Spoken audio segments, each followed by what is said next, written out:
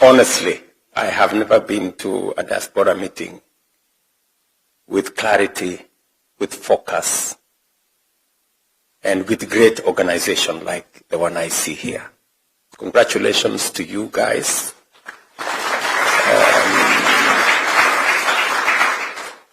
Maybe my ambassador is the one responsible. But I'm told it's not him. I'm told it's you guys. The team here in Doha, the leaders, the diaspora leaders here, congratulations. You really, I'm very proud of you guys. You have spoken to the core issues that you think are of concern to you, and you have spoken in a very profound way. You have actually spoken to how we can solve them, not how big the problems are, but how possible the solutions can be achieved. And therefore, it's a very positive conversation. Let me just say a few things, then I can open the floor for an interaction or a conversation.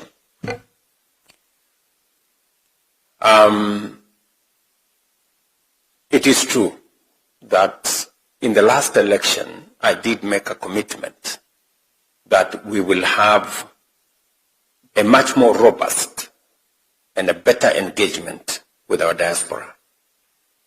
And it is the reason why I set up a State Department for Diaspora Affairs. And I got the right person to do it. Rosalind Jogu has done a good job in the diaspora docket.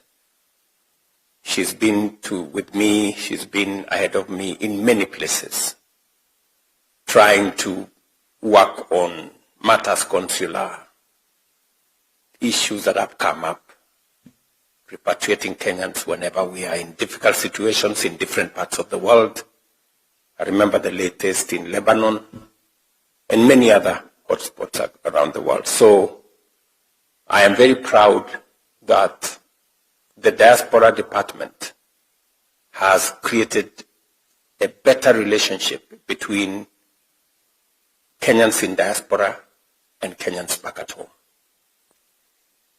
I am prepared to see what additionally we can do to better the engagement, to do what we are doing in a better way to serve you better. And I hope before we conclude this meeting, Rosalind will be here so that she can speak in detail on what the Diaspora Department is doing. Let me also say that back at home, we have been deliberate about matters diaspora. The National Employment Authority, and the chair, I saw her somewhere in town today, was a very convoluted place when we came into office. We had many very bad people operating as employment agencies. What are those people called again, Mutua? Recruitment agencies. And we had very crooked, very unprofessional people. So we have had to change the registration process for recruitment agencies. And we have had to disappoint many people because recruitment agencies that had a track record of doing the wrong thing, we've had to deregister. How many again, Mutua? Almost 600 recruitment agencies. We have had to deregister them because they were doing the wrong thing. They were picking money from people. They were sending people with tourist visa. Many of the complaints that we got were because of the recruitment agencies doing the wrong things. We've since created a multi-agency team that now looks at the whole exercise of Kenyans being recruited outside Kenya in a holistic manner. We have gone through the motions to make sure that all the job opportunities from every part of the world are posted on a government website where everybody can see, so that if it is not in the government website, then you know that job is actually fake. We have also streamlined the processes to make sure that if you're looking for a passport, we've reduced the time for people who have a letter of employment from waiting for 2-3 months. Now you can get a passport in 2-3 days. We've created a green channel for the people like yourselves who have a job outside Kenya, so that we can encourage, more recruitment agencies, more Kenyans to apply. And we've also, apart from creating a green channel for passports, we have also found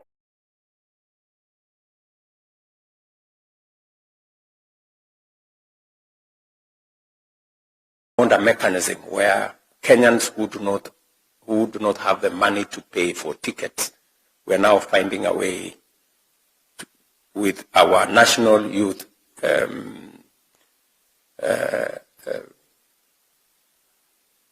fund, youth fund, and we are also taking it now to Uwezo Fund, so that they can find money which they refund after some time to buy themselves tickets and find their way to jobs.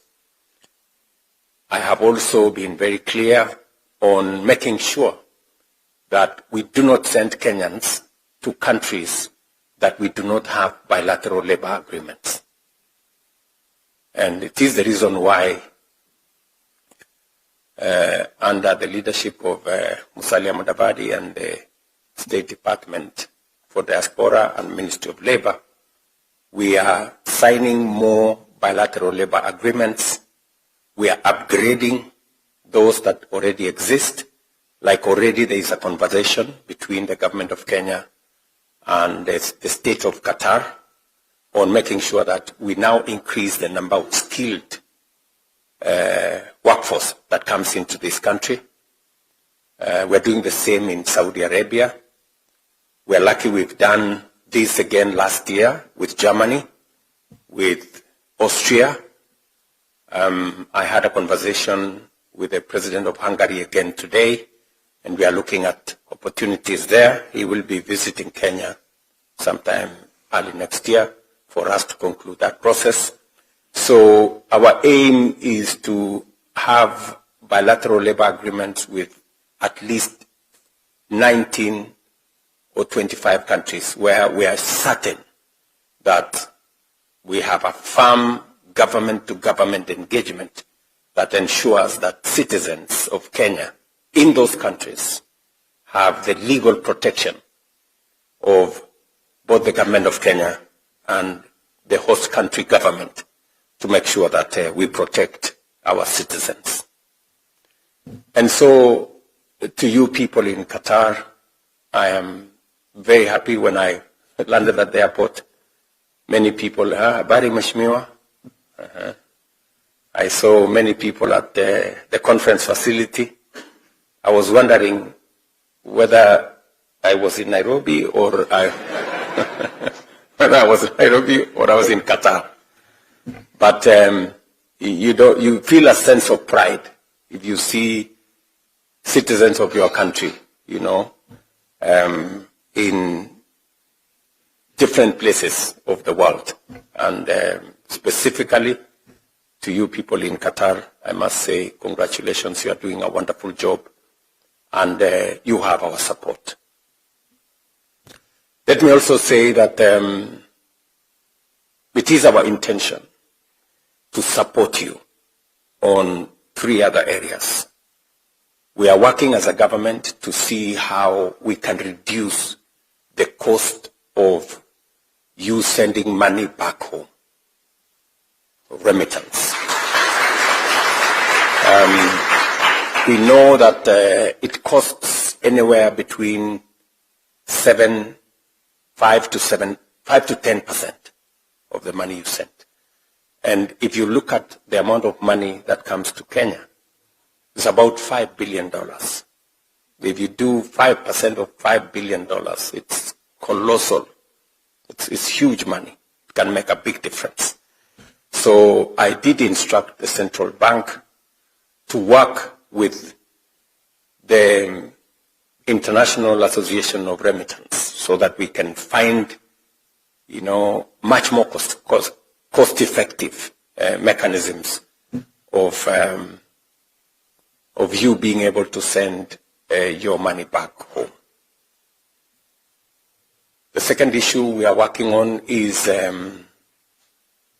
how to support, the many people who come, and because of different customs, different cultures, they get disoriented and sometimes end up into depression. I'm very happy that you have a team here who is providing psychological support to Kenyans here. We're trying to mainstream that into policy so that we can find support through our embassies to support Kenyans.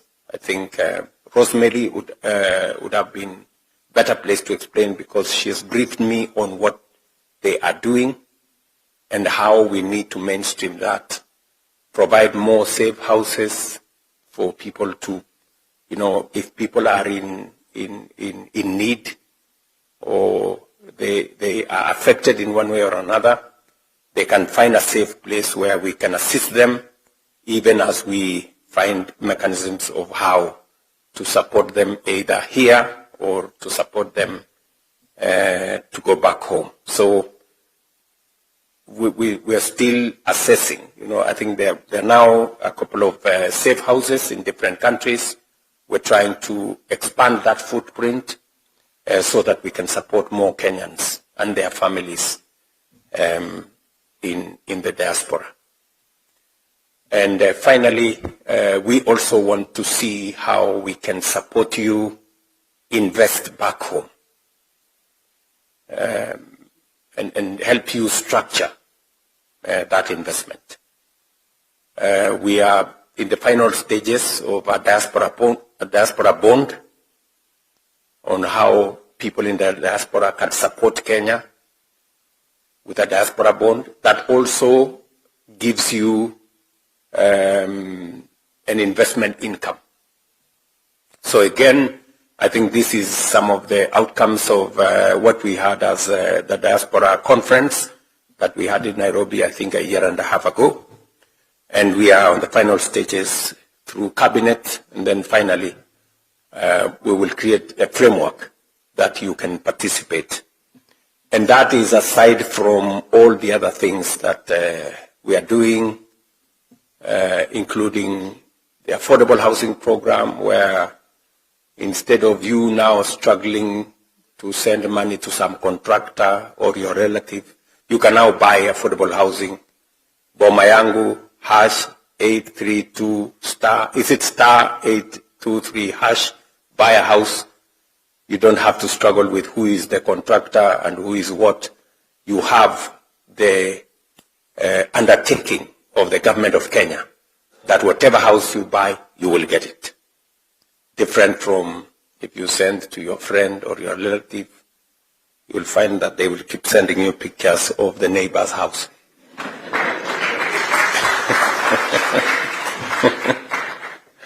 I think there are many experiences of that kind, right? So again, there are those opportunities which you can tap into, and we can all take that forward. That is one thing I wanted to discuss with you, the issues about diaspora. I know there are many other issues that you would want us to discuss, which I will be here to listen to you later. The other thing I wanted to tell you was the status of where we are as a country. I know many of you read stories in social media, misinformation, disinformation, and everything in between. But just so that you know, I will tell you 5 things. Number 1, our economy. Our economy has, since the last 3 years, the economy has stabilized. Inflation has come down from 9.6 to 4.6 this month. Our dollar exchange rate has strengthened from 165 to now 129, 128. I don't know whether that is good or bad for you guys. Certainly it's good for our economy. Our foreign exchange reserves have grown from about $5.7 billion in 2022 to $12 billion now. It's actually doubled. And therefore, we can sort out any dollar issues. There are people who could not remit their earnings to foreign countries. Now they can do it with a lot of ease. So I can confidently tell you that our economy is now stable. For those of you who follow the international financial news, Kenya was among 6 countries that everybody thought was going to default in 2022. In fact, I remember meeting Antonio Guterres, and he was telling me, what will you do, Mr. President, when your country defaults? But the good news is that by God's grace, with all the things that we did in between, cut back on this, removing subsidies on many of the things that were there, of the 6 countries that were built to default, 5 defaulted, Kenya did not.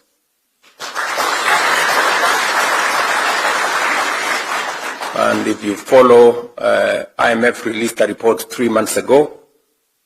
Kenya's economy now has passed Ethiopia, has passed Angola. Kenya is now the 6th largest economy in Africa.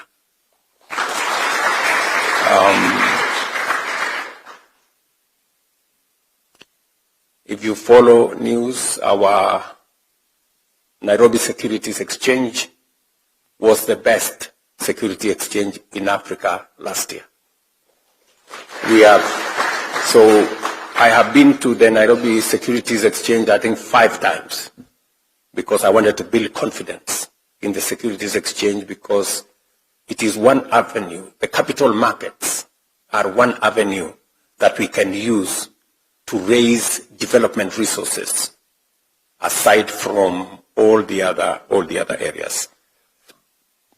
So on the economic front, I am very confident about Kenya's future.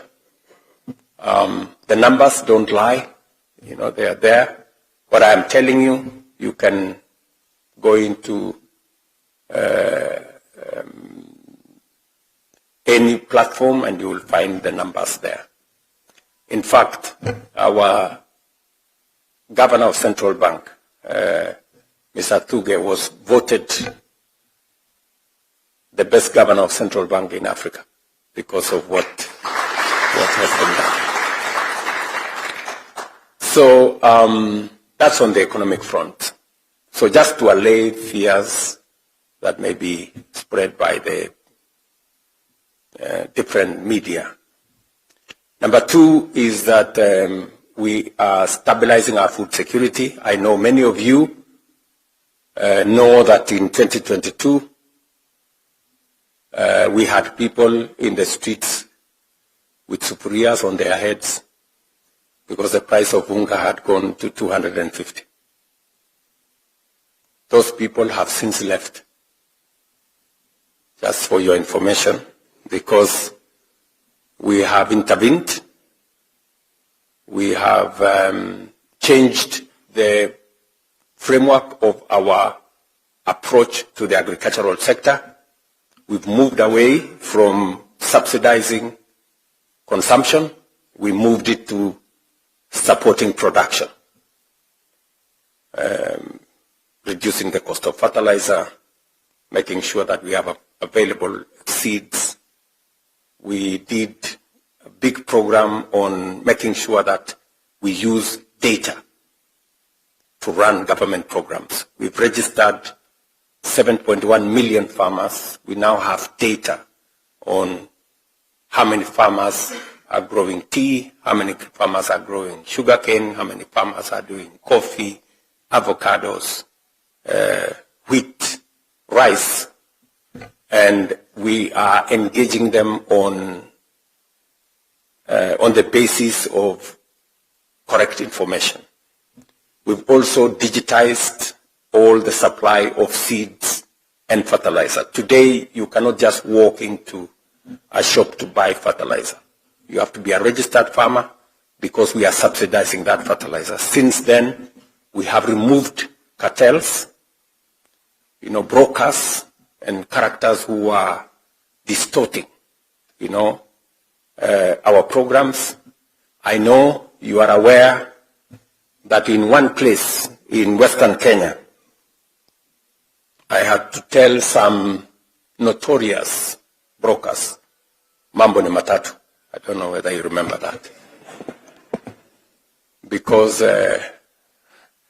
they were so incorrigible, so daring, that they had taken hostage a whole sugar sector. Now I can confidently tell you we have brought in the private sector in our sugar industry. I was on Thursday and Friday and Saturday. I was in Western Kenya, in Busia, in Kakamega, in Vihiga. And I can confidently tell you that our sugarcane farmers, for the first time, got bonus last year, and we will have bonus again this year. For the first time in Kenya's history. And we moved our sugar production from about 600 metric tons to 815 metric tons. It is our plan that by next year we will do 1 million tons, and by 2028 we will be a net exporter of sugar from Kenya. And that goes also with coffee. For those of you who have coffee in different parts of Kenya, the prices of coffee have gone up from an average of 60, 70 shillings a kilo. This year we were at 130, 140, 110 at the very least. And we are continuing with the reform of that sector, because initially, the licensing regime facilitated people to engage in cartelling the sector. You found one person is a farmer, he is registered as a broker, he is also registered as a miller, he is also registered as a buyer at the Nairobi Coffee Exchange. And therefore, there was an incestuous relationship that undermined farmers. Today, we have straightened that space, and that is why we have better prices of coffee. Same thing with tea and all the other areas. In short, what I can tell you is that we have an import bill, food import bill of about 500 billion Kenya shillings, $4 billion. Just imagine. Every year, importing sugar, edible oil, maize, wheat, rice. So it is my intention to cut down that import bill by 50% by 2027. We want to reduce it by 250 billion Kenyan shillings. And we are on course because this year we reduced the imports of maize by 70%.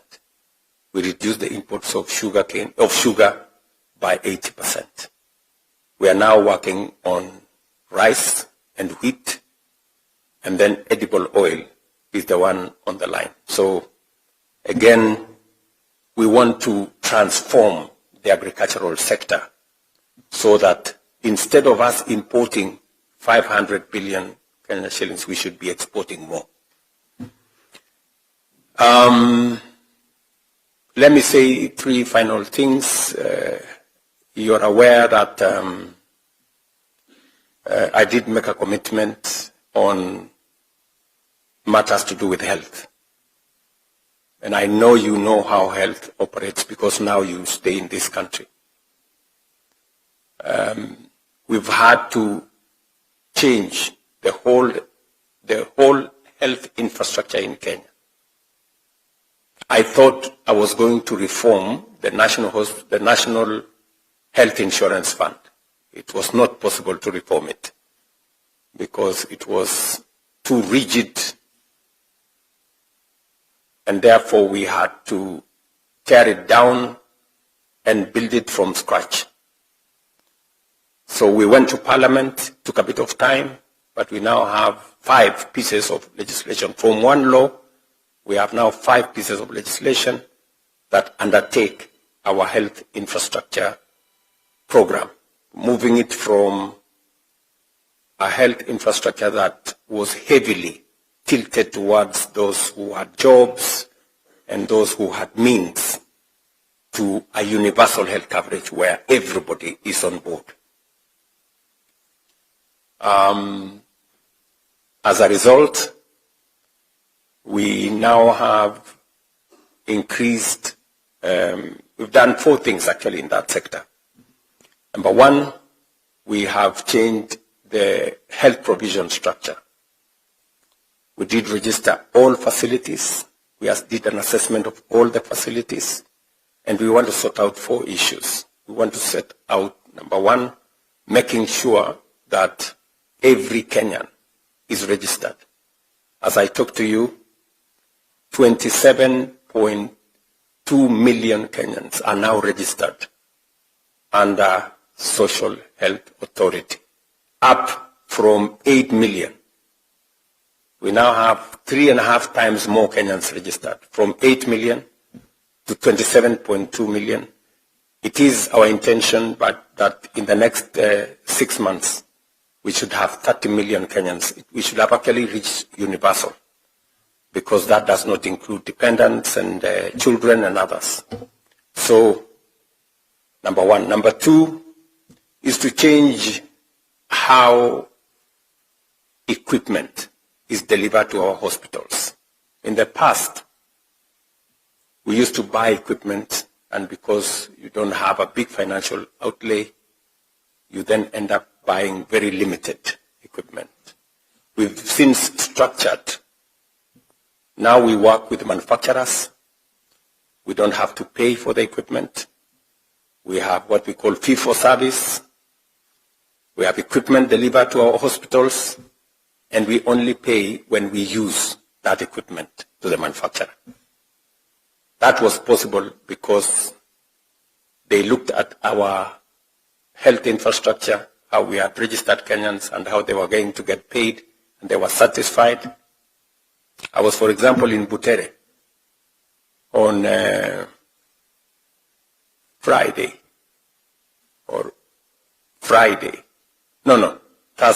I was on Thursday in Butere. This small level 4 hospital in Butere, and you had CT scan there, you had all manner of equipment there. Ordinarily, you would never find a CT scan in Butere. If you were lucky, you would find it in the referral hospital in Eldoret or Kakamega. But because of the new framework we have created, it is possible for us to deploy the most sophisticated equipment in every hospital in Kenya. On Monday, or was it Tuesday, I was in Nakuru. Again, we were having the latest equipment delivered to the referral hospital in Nakuru. For those of you who follow my social media account, you will see. So we are changing the framework of delivery of health. And finally, is how we deliver health commodities. If you listen to many of the people at home, people normally complain about there is no dawa, hakuna dawa. Mwananchi wa kawaida anasema hakuna dawa. So we need to solve that hakuna dawa problem. And we have found the reason how to solve it. We've now given a better framework to KEMSA. We've decided that we deliver health commodities, medicines direct to health centers and dispensaries instead of taking them to stores at the county and all the other places. So we have built a better health infrastructure. It is a commitment that I made, and it is a commitment that I'm very proud that today is becoming a reality. And finally, he's just mentioned to you about education. I saw Omar mentioned about education here. Education is very important. For those of you who follow events at home, we had 4 different issues with education. We had CBC. Many parents were complaining they were doing homework up to midnight. They were being told to make cars at night, and many other stories. And so we have straightened CBC. Now there is clarity on what happens. Number 2, we had a big shortage of teachers. I can confidently tell you we have hired the largest number of teachers in Kenya's history. By January, we will have hired 100,000 teachers in 3 years. That is ordinarily government hires 100,000 teachers in 20 years. But we've done it in 3 years because I'm a very strong believer that if we want to equalize the fortunes of all our children, from poor or rich families, education must be accessible to everybody. We also had challenges with classrooms. We sourced money from the World Bank. We work with our own resources, with members of parliament. I must commend them. We built 23,000 new classrooms, and we are on the way building another 1,600 laboratories that will bring children, especially from informal settlements, rural areas that ordinarily would not have access to a laboratory or sufficient classrooms or enough teachers. That is the ecosystem we are sorting. We have also made sure that our universities, for those of you who understand what was the challenge with our universities, we had many universities, Nairobi University, Kenyatta University, Egerton University. They were paying lecturers half pay because there wasn't enough money. So we changed the funding model. We now have what we call student-centered funding model that ensures that we assess every student to make sure that no child, especially those from vulnerable backgrounds, miss school.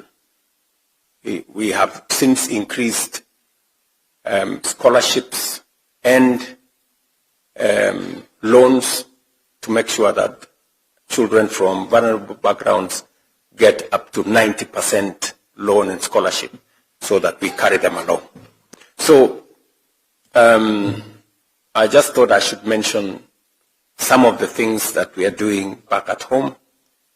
And then finally, let me talk about jobs. I did make a commitment on jobs because we spend 680, in fact, this year, it is 702 billion Kenya shillings on education. 700 billion shillings on education. It is important that as we spend that amount of money in education, we also think about what happens to the pipeline when these people who are in ECDs, primary, secondary, college, university, when they get out of the pipeline, what happens to them? And that is why we came up with 4 pipelines for how to create jobs. And we wanted to be deliberate. Sometimes there is a conversation about creating jobs, but it is not certain. It is not deliberate. Unless you drill down to detail, you are unlikely to have any impact. And that is the reason why we were thinking, and we rolled out 4 different interventions on matters to do with creating jobs. Number 1 is our housing program. I know many of you, not you, many people in Kenya were asking me, what is wrong with you? Who told you we need houses?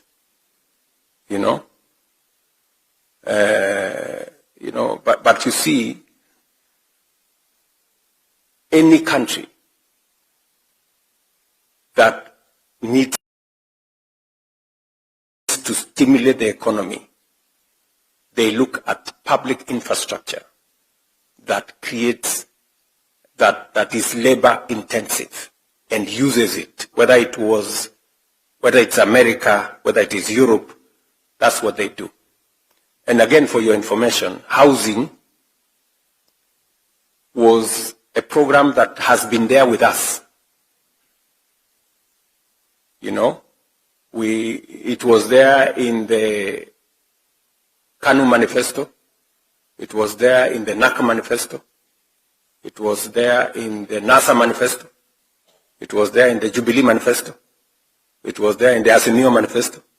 It was there in the Kenya Kwanza manifesto. It's a permanent feature in all the manifestos.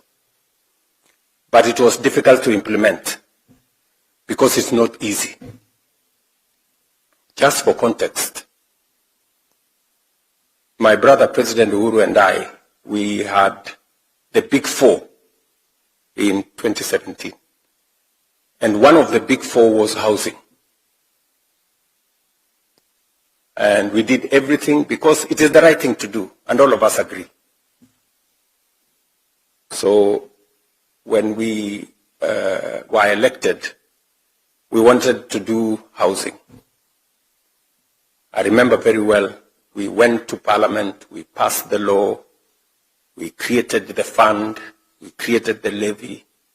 In fact, President Uhuru told me he knew of somebody called Charles Hinga, who was in South Africa, and who was a good expert in these matters of housing. We brought him. We looked for him. We brought him to Kenya. We met him, Principal Secretary for Housing. And then when everything was ready, and we started to collect the levy, and then there was noise. No, this levy, I don't know, these ones are complaining, those ones are complaining, maandamano hapa, nini pale, nini kelele. Then President Uhuru called me and told me, William, si wewe uko na nyumba? Nikamwambia ndio, mimi niko na nyumba. Sasa hii kelele hii tunapigiwa ni ya nini? Kama hao watu hawataki manyumba, achana na hawa. So our housing plan collapsed. But you see, the irony is that that was 2017. Come 2022, housing was in the manifesto of Kenya Kwanza, mine. Housing was in the manifesto of the opposition, then Azimio, complete with 1.5% levy. Si mimi kwa bahati Mungu amenijalia nimeshinda uchaguzi. Housing si ndio hiyo iko hapo. Sasa ule Hinga was still PS, so I told him you are not going anywhere. Sasa tufanye hii kitu this time. Akaniangalia, akaniambia hii utawezana na makelele. So the keleles came. I was given new names, Sakayo, I don't know who. But I stood my ground. Because it was the right thing to do 40 years ago. It is still the right thing to do now. Because, let me give you an example. I invited the president of Singapore. He came to Kenya in 2023. Singapore was exactly like Kenya. Not even exactly. Singapore was actually a slum like Kibera in 1963. Just imagine. Singapore, if you look at the pictures, and he told me that they actually used force to get people to move from the slums to go and occupy houses on the 10th floor and 15th floor and 30th floor. For Kenya, we didn't have to use force. So he told me housing is something that you must do. It's not easy, but it changes a nation.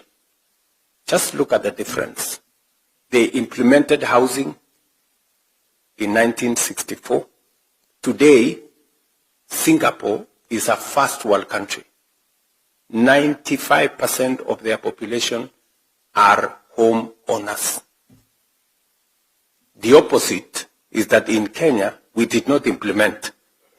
We are a third world country. 7 million Kenyans live in slums. Do you see the difference? So, we're implementing housing. In fact, I think my team has some pictures on what we are doing in Kenya. Today, we are building 230,000 units. 230,000 units in every town and townships in Kenya. I mean, if there is one thing that is going to change the destiny of our nation, it's housing. If you go to Mandera, you go to Wajir, you go to Kitui, you go to Mombasa, you go to Nyeri, you go to Murang'a, you go to Eldoret, you go to Kisumu, you go to Siaya, everywhere. I was on Friday, I was in Funyula. Do you know where Funyula is? Unajua mahali Funyula iko? Eh? Funyula is in Busia. You know? And we have a 10-story affordable housing program in Funyula. We are doing another 14-story in Busia town. We are doing another one in Malaba. And on and on and on and on. Just before I show you the clip, what is happening? We are now hiring close to 600,000 people. Engineers, architects, quantity surveyors, electricians, plumbers, masons, carpenters, and everybody in between. We have people working in the steel industry, in the cement industry, in our quarries, and everybody in between. By next year, housing will be hiring 1 million people.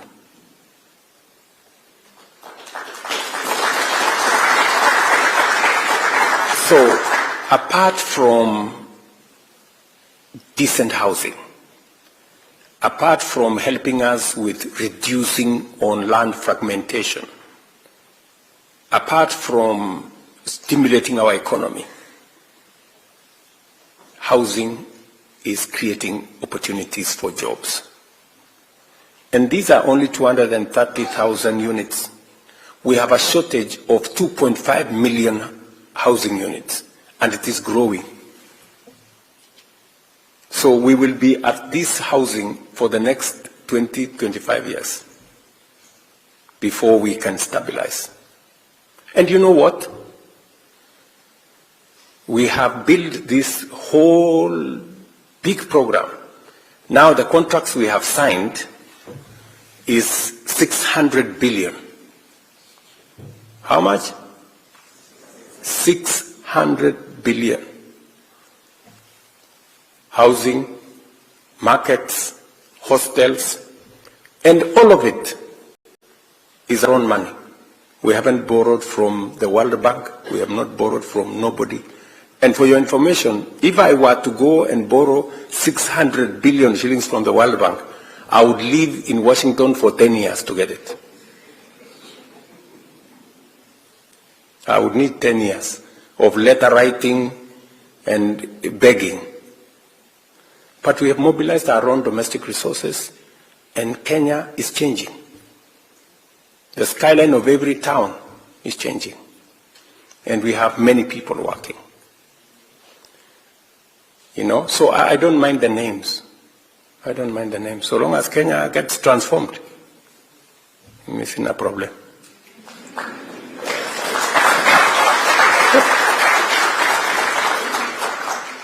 Sindio? Yeah. That's how nations are changed. Nations are not changed by small thinking, you know, being politically correct all the time, you know. You are waiting what will be a coffee throughout. You can never change a nation that way. That is one. Number two, we are expanding our digital footprint. We now have Ajira centers, we now have ICT hubs, we have BPOs, business process outsourcing. In fact, Teleperformance, the largest BPO in the world, is now set up camp in Nairobi. Is that correct, Thigo? Yeah? At that place in Two Rivers. They've set up a huge facility there. So, and we now have close to 180,000 people working in that ecosystem of digital jobs, because we have streamlined the law around there to make sure it works. That's our second pillar on creating jobs. And we now want to take ICT hubs to every ward in Kenya. Members of Parliament, we have allocated them resources to build an ICT hub in every ward in Kenya, so that we have 200-300 young people working, getting skilled, so that they can work globally.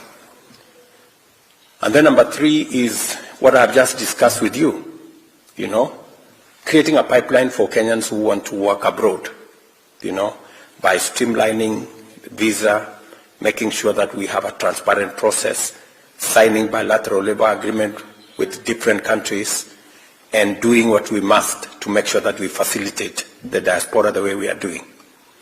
In the last 3 years, 420,000 Kenyans have joined the diaspora. We now have clear numbers on who is working where, what is their pay, and what is their status. I'm very happy that close to maybe 10,000 of you, between 10 and 15,000 according to Mutua, have joined the diaspora in Qatar in the last 3 years. And we will now scale up, because we have removed what were bottlenecks. Our intention is to triple the number of people working in Qatar as we do it elsewhere globally, because we still have opportunities. Wherever we have an opportunity, we will drive. And finally, on that subject of job creation is the whole ecosystem we are building with special economic zones, county aggregation and industrial parks, and the negotiations we are carrying out to open new markets for Kenya. We've just concluded discussions with China to open the Chinese market for Kenyan products. We operationalized the European market. We signed the economic partnership agreement with Europe, 26 countries, last year, June. Now we have a whole European market open to Kenyan products. We have the Africa Continental Free Trade Area market, and we are engaging the US to extend AGOA and to also negotiate a bilateral labor agreement between Kenya and the United States. So all these markets are for products from Kenya. Agro-processing, value addition, manufacturing, industrialization, that is the trajectory we are using to create new opportunities for work. So I just thought of, putting this picture to you as citizens of Kenya, so that you know the status of your country and you know where to participate and how to contribute. Finally, before we do this clip, let me conclude by saying that what we have done in the last 3 years is okay, but it's not good enough. It is not good enough. Why do I say so? Kenya is a third world country by mistake. We shouldn't be a third world country. We are not made of third world country stuff. We are supposed to be playing in a different league. Do you understand? Yes. We can move Kenya from a third world country to a first world country in our lifetime, if we do a couple of things right.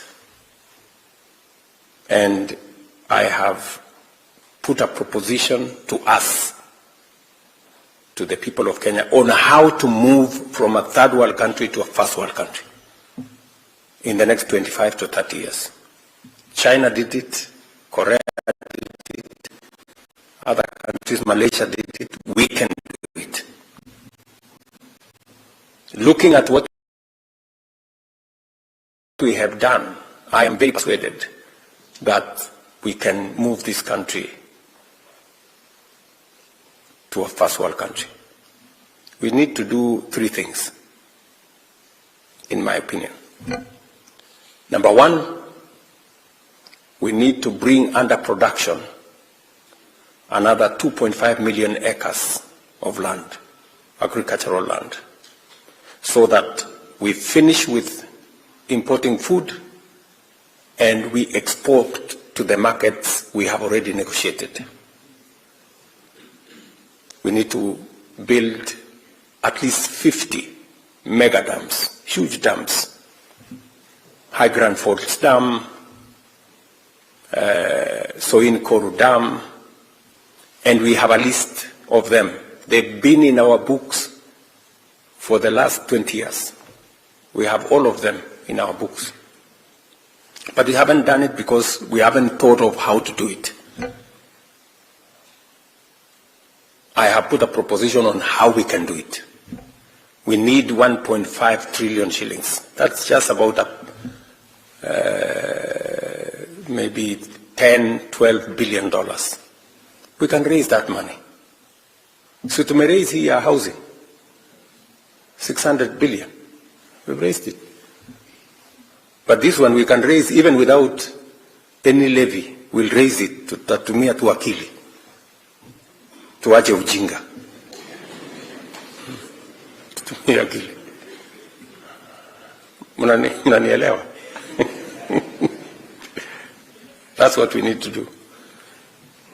And we are going to do it. Not too far from now. I discussed it with the Emir of Qatar today on how we can create that partnership, because that's number one. Number two, we need to generate energy. We need to generate electricity. As I talk to you, we have 2,300 megawatts. The whole country. How much? 2,300.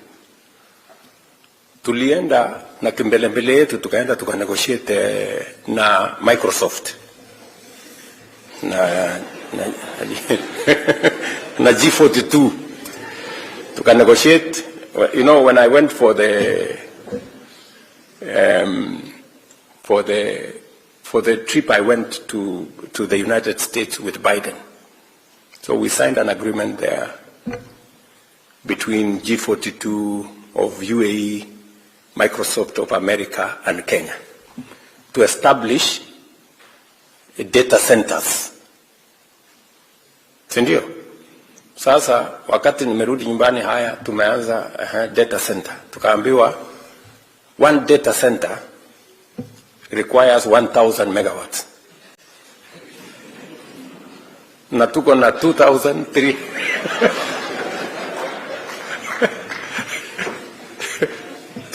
Tuko na 2,300 megawatts the whole country. So ili tufanye hiyo data center, we have to shut down half the country. Unaona sasa? So we need to have, if we have to industrialize, if we have to engage in manufacturing, we need minimum 10,000 megawatts of energy. And we need it like yesterday. Today, in Kenya, jioni between 5 and 10 p.m., we have to do load shedding. We have to shut off some areas to be able to power other areas because our energy haitoshi. I was in Ethiopia last month. Tulienda kufungua dam hapo. That one dam is generating 5,400 megawatts. 2.5 times our whole power in Kenya. One dam. Mnaona si tuko na shida? Tuko na problem. So we have to. And we need about 1.2 trillion to do it. And we will find the money to do it. Mnanielewa? Yes. Otherwise, we will be left behind. Huyu is my technology advisor. AI, if we are left behind, tutakwama milele. So we cannot afford to be left behind this time. And AI is a huge consumer of energy. So we have to. And I have to tell you this. Simuliniambia, you are Kenya abroad. Yes, I have to tell you, because you have a stake in this. And then number 3, we have to invest in infrastructure. We need to extend the SGR from Naivasha to Uganda. We need minimum another 10,000 kilometers of tarmac so that you people can get home whenever you're going home. And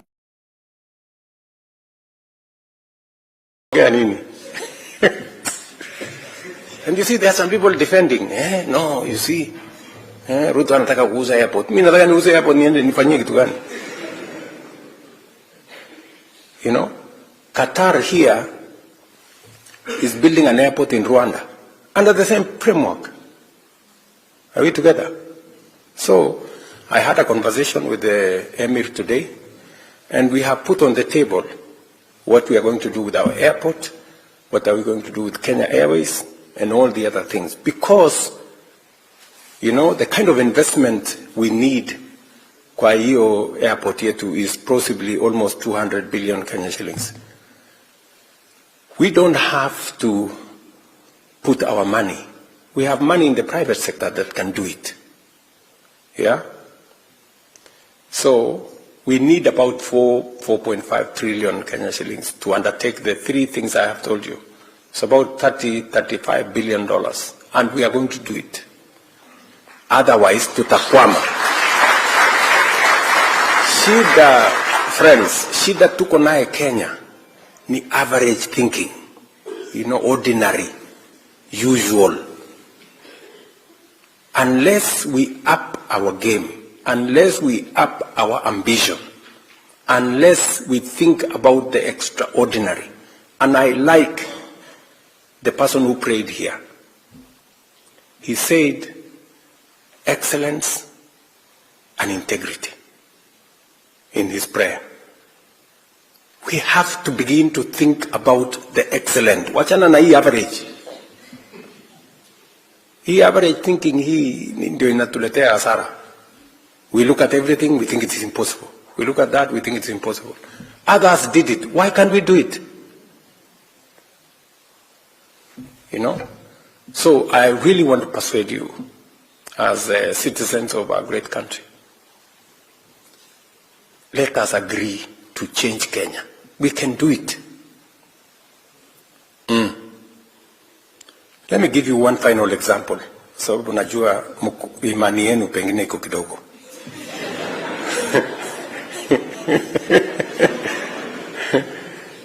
But you have seen this country is kama sio mafuta, we have more assets than they do. Kama sio mafuta ama? Yes. All these barabara, nini, housing, imepangwa. It's been built. See what it was there? All this you see here was not there 30, 40 years ago. But they've done it. Yeah. Ndio Waswahili wakasema, ukiona vyaelea, ujue vimeundwa. Yeah. So we need to unda our own. Ama? Let me give you an example. A final example. And I'm sorry if I am taking time. I rarely get... Si mulikuwa mnanitafuta?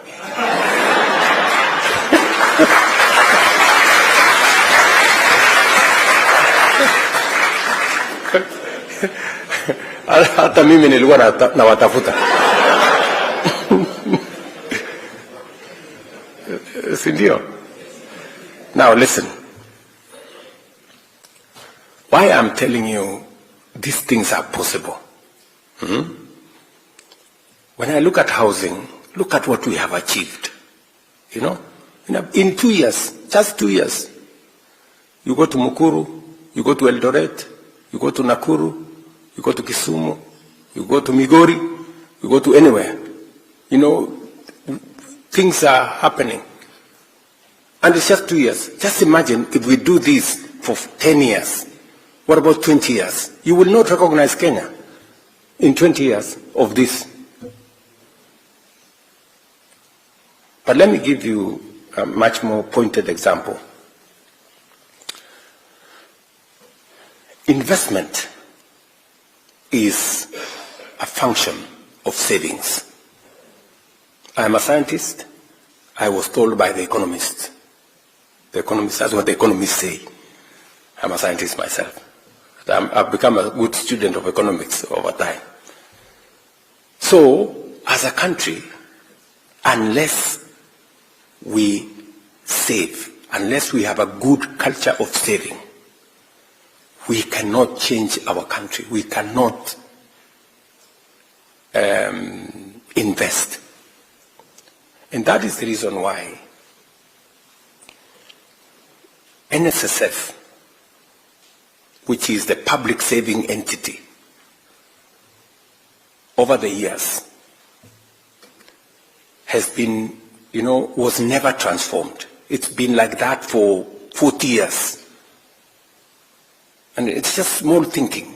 People refuse to think outside the box. So when we came into office with Uhuru Kenyatta, we decided we want to change this.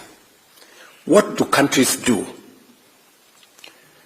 public saving, countries do a percentage of people's salary. For Kenya, we made a mistake and we put a static number, 200 shillings. Imagine up to 2023, 2 years ago,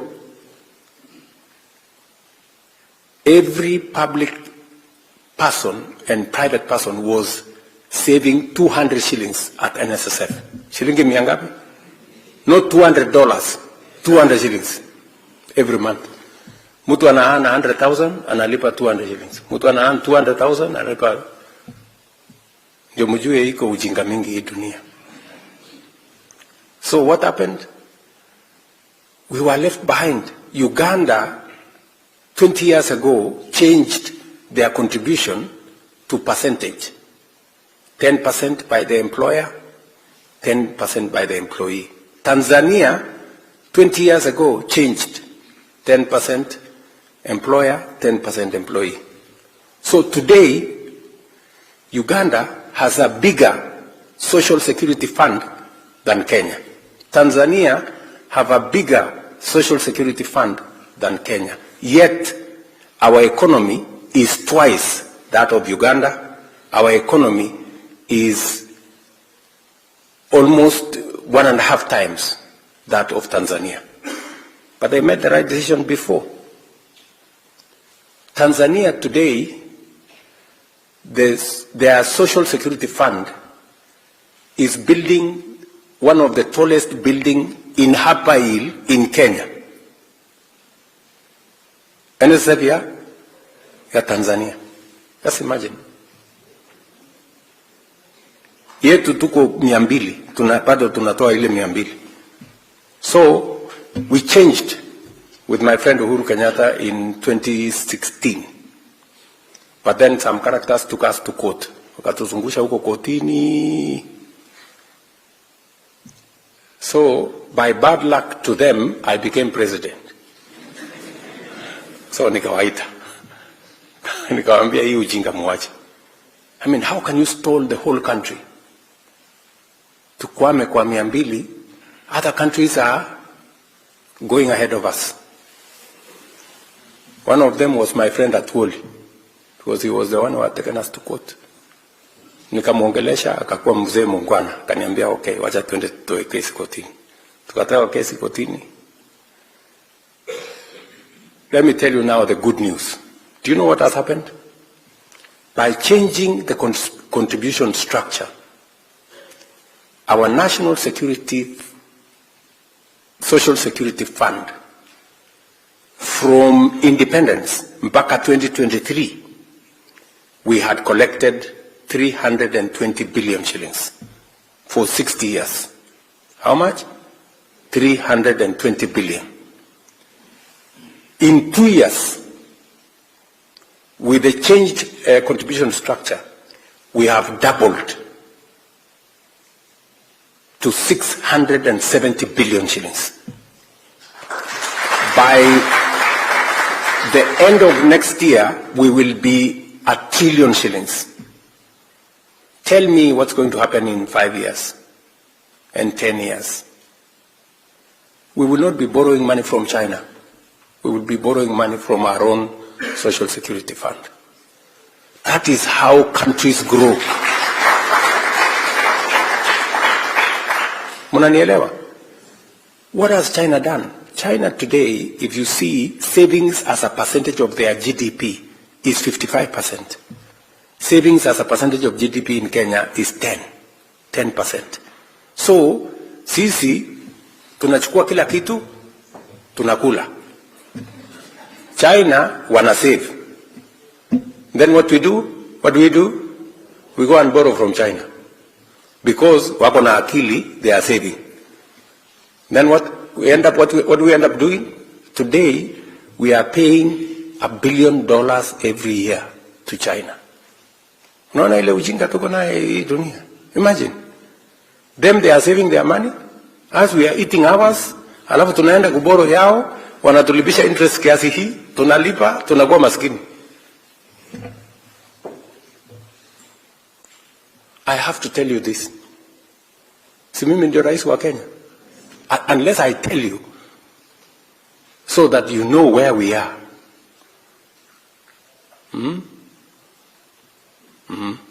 It's good for you to know. It is good. It's good for you to know. Yes. Because you know, hakuna haja ya kufichana. We have to tell each other the truth. So, we must stop this small thinking. I am very happy that now we are growing our own savings. Because of growing our own savings, interest rates will come down. Because we have enough patient money to lend. Our treasury bills will come down. Our treasury bonds will come down. We will have, a much more stable economy. That is how we'll change Kenya. So, why I'm telling you tunaweza kubadilisha hii nchi yetu in a very short time is because we have the most hard-working people. We have the most, innovative people. Why? Si mmesikia huyu balozi wetu anasema, hawa watu wa Qatar wanasema, tunapenda wa Kenya ni watu wazuri. I met the emir myself. Wananiambia, Kenyans are very good people. They are contributing to our economy. Which is okay. But nani alisema these good people cannot contribute to their own economy at all? Mnanielewa? So, please, let me persuade you. Let me persuade you that we can do this ourselves. And it's not just you I'm trying to persuade. I did sit down with the former Prime Minister, Raila Odinga. We had this conversation. And he was 100% on board.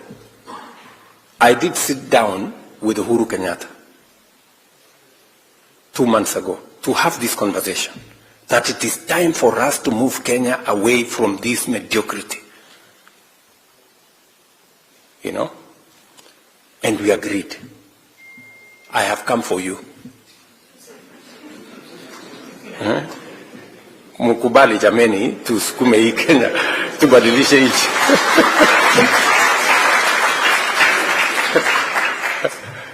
That is why I changed my flight. Because I wanted to talk to you. I wanted to talk to you.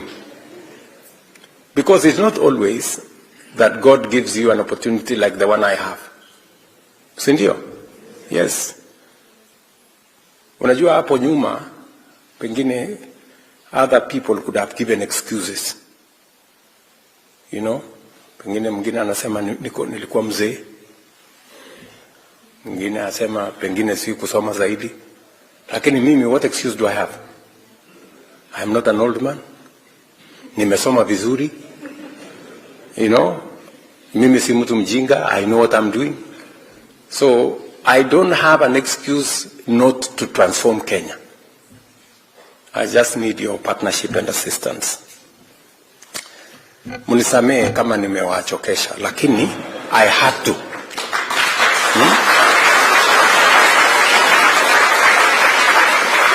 Because we have a country to mind.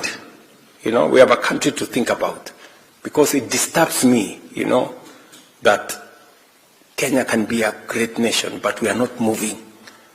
Na shida si wananchi, shida ni viongozi sisi. It is us who must think and take the country to the next level. Just persuade you and move together.